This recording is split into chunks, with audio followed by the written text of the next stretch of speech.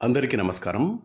భగవాన్ శ్రీ రమణ మహర్షుల దివ్య జీవిత మకరందం 15వ రోజుకి స్వాగతం. మొదటి ప్రకరణం జీవితము. 20వ అంశం వివిధ భాషా పరిచయము, రచనలు. శ్రీ భగవాన్ చదువు మెట్రిక్యులేషన్ చదువుతుండగా 1896లోనే ఆగిపోయింది. ఆ తర్వాత అరుణాచలంలో 1896 సెప్టెంబర్ నుండి 1907 వరకు మౌనంతో జ్ఞాననిష్టలో ఉన్నారు. వారిని చూడటానికి వచ్చే భక్తుల ప్రశ్నలకు సమాధానాలివ్వడానికి స్వామికి శాస్త్ర పరిచయం అవసరమైంది. ఏ శక్తి అరుణాచలం వారిని తీసుకుని వచ్చిందో ఆ శక్తే వారికి వివిధ భాషా పరిచయం, శాస్త్ర పాండిత్యం సమకూర్చింది. భగవాన్ గురుమూర్తంలో ఉండగా పళనిస్వామి ద్వారా మలయాళం గురించి తెలుసుకున్నారు. విరూపాక్ష గుహలో ఉండగా 1900 సంవత్సరంలో గంభీరం శేషయ్య గారి వల్ల తెలుగు అభ్యాసమైంది. ఆ ప్రాంతంలోనే ముత్తు యజ్ఞరామ దీక్షితుల ద్వారా దేవనాగరి లిపి తెలుసుకున్నారు. కావ్యకంఠ గణపతిముని వచ్చాక ధారాళంగా మాట్లాడడం అలవాటైంది. ఈ విధంగా స్వామికి వివిధ భాషా పరిచయం కలిగింది. ఇక రచనల గురించి.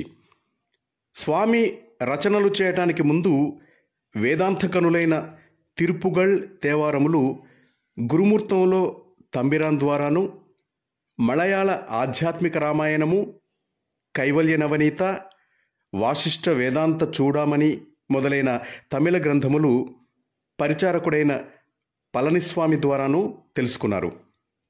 ఆ గ్రంథాల పరిచయం తరువాతనే రచనలు ప్రారంభించారు.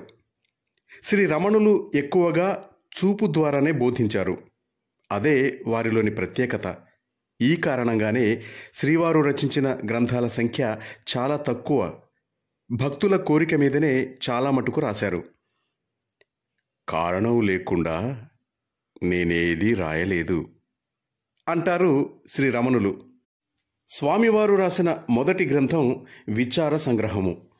1900 సంవత్సరంలో భక్తుడు గంభీరం శేషయ్య వివేకానందుని రాజయోగ, జ్ఞానయోగాది గ్రంథాలను, రామగీతను స్వామికి తెచ్చి ఇవ్వగా అవి చదివి వాటి సారాన్ని చిన్న చిన్న కాగితాల మీద అరవంలో రాసి ఇచ్చి వారి సందేహాలను తీర్చారు. అప్పుడు విరూపాక్ష గుహలో స్వామి మౌనంగా ఉండేవారు. ఆ విధంగా వారు రాసిచ్చిన ప్రశ్నోత్తరాలను నటనానంద స్వామి విచార సంగ్రహము అనే పేరుతో గ్రంథరూపంగా తయారు చేశారు. అది యోగ విషయ గ్రంథం. 1931లో శ్రీ ప్రణవానందులు దానికి తెలుగు అనువాదాన్ని ప్రకటించారు. శంకరాచార్యులు రచించిన వివేక చూడామణిని చిదంబరం నుంచి వచ్చిన ఒక శాస్త్రి గారు స్వామివారికి ఇవ్వగా స్వామివారు దానిని ద్రావిడ వచనంలో రాశారు. దానిని శ్రీ ప్రణవానందులు తెలుగులోనికి అనువదించారు. 1948లో ఒక ముస్లిం పండితుడు శంకరుల ఆత్మబోధ శ్లోకాలను అరవంలో పద్యాలుగా రాసిన దానిని చూడగా ఏదో ప్రేరణ ఉదయించి దేవనాగరి లిపిలో ఉన్న ఆత్మబోధ పుస్తకం చదివి దానిలోని 68 శ్లోకాలను వెణ్పా పద్యాలలో అనువాదం చేశారు. ఇక నేనెవడను పుస్తకం గురించి. 1901లో స్వామి విరూపాక్ష గుహలో ఉండగా శివప్రకాశం పిళ్ళై అనే భక్తుడు తన సందేహాలను స్వామివారితో విన్నవించుకున్నారు. స్వామి మౌనంలో ఉండటం వల్ల నేలపై, పలకపై రాసి 13 ప్రశ్నలకు జవాబులిచ్చారు. అనుబంధ ప్రశ్నలతో కూడి అవి 28 ప్రశ్నలయ్యాయి. శ్రీవారి జ్ఞానోపదేశ గ్రంథాలలో ఇది మొదటిది. అప్పటికి స్వామికి 22 సంవత్సరాలే. ఆ ఉత్తరాలను అతడు 1923లో గ్రంథరూపంలో నేనెవడను అనే పేరుతో ప్రచురించారు. దానిని ప్రణవానందులు తెలుగులోకి అనువదించారు. ఇక 1915వ సంవత్సరంలో వచ్చిన అరుణాచల స్తుతి పంచకం గురించి. భగవాన్ శ్రీ రమణ మహర్షి అరుణాచలాన్ని స్తుతిస్తూ రాసిన భక్తి గీతిక స్రవంతి ఇది.